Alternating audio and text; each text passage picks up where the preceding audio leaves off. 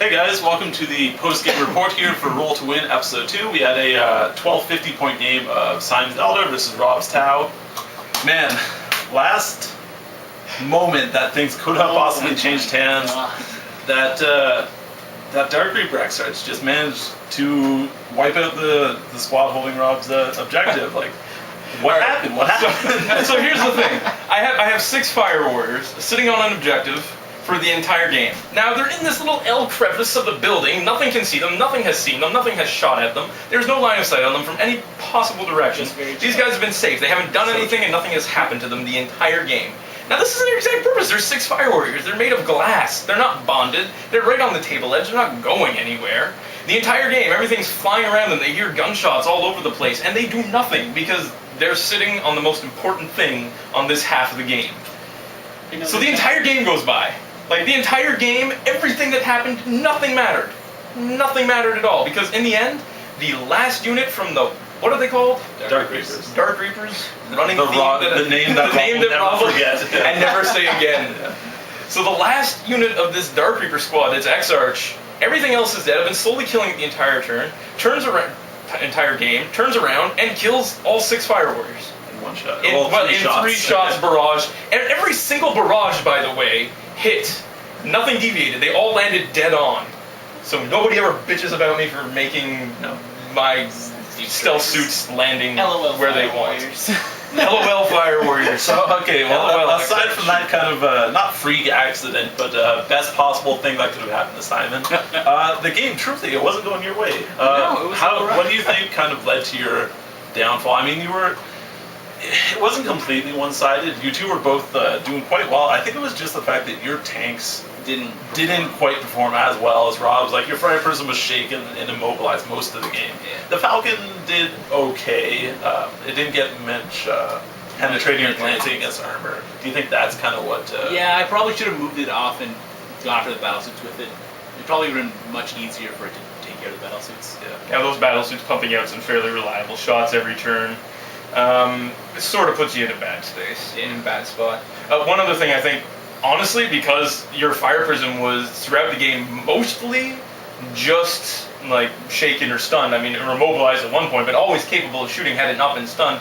Is my going first sort of messed things up because I was always that one step ahead, always immobilizing you that one more time, or like shaking you that one extra time. And that's kind of funny that though you say that, it was you going first that kind of screwed you in the end. Again, it was kind of a freak thing, but that's just definitely how the game. We're not going to forget that journey anytime soon. No, I think we said off camera. I said off camera. One of us said off camera. That crazy shit happens sometimes when you roll, and that was crazy. As crazy as shit gets. Yeah. An interesting fight because like you two were fairly ranged. Both of you, and this was an interesting battlefield. There was a lot of blocked line of sight, I found, which made things interesting. It kind of took away from your long range, aside from the suits that were out in the corner and just a couple other things over here. But it was interesting to see 2 ranged armies that either of them couldn't really use the max range to their effectiveness. Like it was nice. Yeah, it's kind of the way Adam and I fight. I'm sorry, I'm a big armies. fan of getting it close and start hacking and slashing And as you soon know, as I can. while that's true and everything, and I suppose maybe on Planet Bowling Ball, me and Simon might have engaged each other at like extreme range. I would have tried to. Like, I'm never going to be in a situation where I will be 72 inches away from my unless target. it's like this corner to the camera, which is on the other. Exactly. Like, I mean, in all likelihood, the average, with the exception of my crisis suits and their missile pods, because I can maneuver them very nicely and get some really nice range out of them. My fire warriors, when they're shooting, my devilfish with its smart missile systems and its burst cannons, the burst cannons on my crisis suits, and even really my hammerhead using its 2 burst guns, I'm never going to be that far from my enemy. I mean, 20 to 30 inch range is going to be my golden engagement range, you know? And then it's just going to get closer from there as time goes on. It's kind of nice to see you getting more comfortable with the Tau and all of the different ranges, and you remembered all of your assault moves this game. So that's a good thing. And Simon, it's good to see you kind of falling into a nice groove. Like you're still trying out new things, but it's kind of good to. I like to see you the play. bikes. I like the little Yeah, skimmer man, bikes. the did good. jet bikes. For a man who doesn't like jet bikes, they served you pretty good. Because it's the thing to use, and I don't really. Yeah, you don't want to go the path always taken. Of like 4 squads. They're just so cool. Yeah, they're cool. I mean, they did well this game. It could have just been luck of the rolls, but they did do quite well.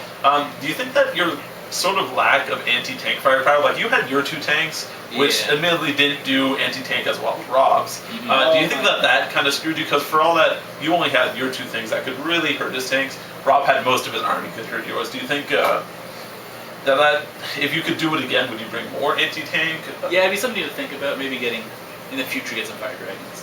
Yes, Fire Dragons would be good. Or, I mean, I mentioned to you Guardians. I think I don't really like them much because they do seem to just die and run away. But the fact that you do get a free, basically heavy weapon with them is nice. Like that's the thing that I noticed earlier in the game is that the Dire Avengers didn't do a whole lot because there was not a lot in range or things that they could hurt. So yeah, I think Guardians might have been a nice. It might have choice actually been there. a nice addition, but I'd like to see Rob's tanks in action now, finally. Oh man, yeah, that Yes. hammerhead. Sounds dead It's to nice. me. Mind you, like the hammerhead, the railgun primary shot didn't do a lot in this Destroyed game. it. The strength It 10 AP1, it had one moment where I think it took out the And pulse Falcon laser. Grav tank. It destroyed the pulse laser. The pulse laser. Really, in the end, it didn't even matter because in the exact same round, the Crisis Commander's missile pod is what ended up. Or maybe the other. Or Well, maybe- a lot of missile pods. There were a lot of shooting. At any rate, the Crisis suits ended up was what actually ended up taking it out. Yeah. So really, what the hammerhead really did was, I mean, the pie plate and the burst cannons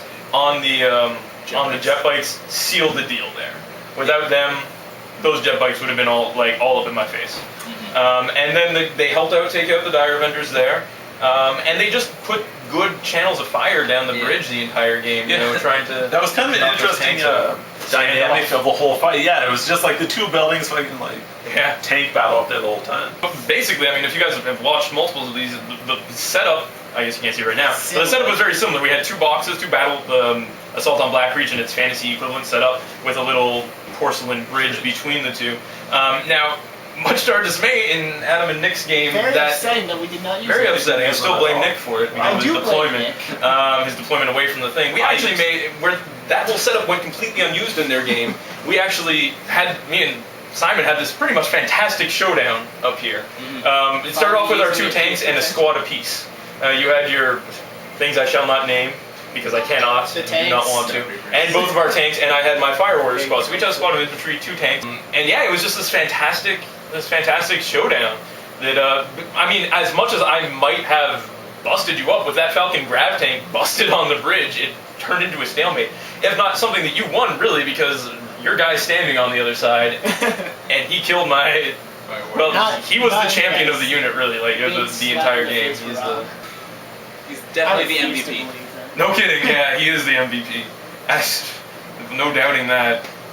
I was really hoping I was gonna be able to use my gun drones at some point to get up and pin. Yeah, man, if the game had gone on another turn, like, Rob would have won. You would have contested or knocked off the Dire Avengers. But it's just, again, luck of rolls. 2 more turns, and I would have won.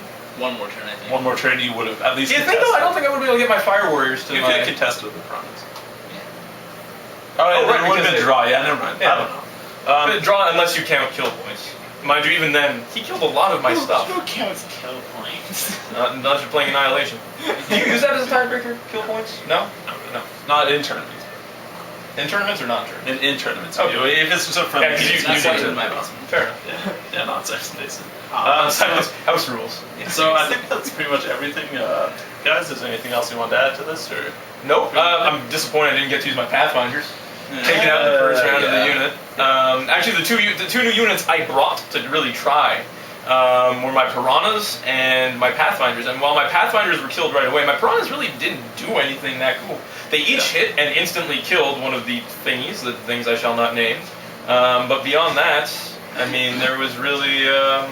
they really didn't do what they were supposed to, mostly because there wasn't enough armor for them to do it with. yeah, most of the stuff was already dead by the time I got there. So I guess what I really got away from it is the units that I brought on and tried again in the last game.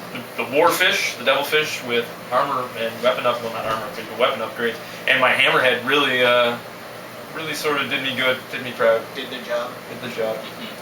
Alrighty, so I think that's going to be it for episode 2 of Roll to Win, guys. And I mean, science shows that when you bring your models to the table, you always should play for fun, but roll scatter dice to win.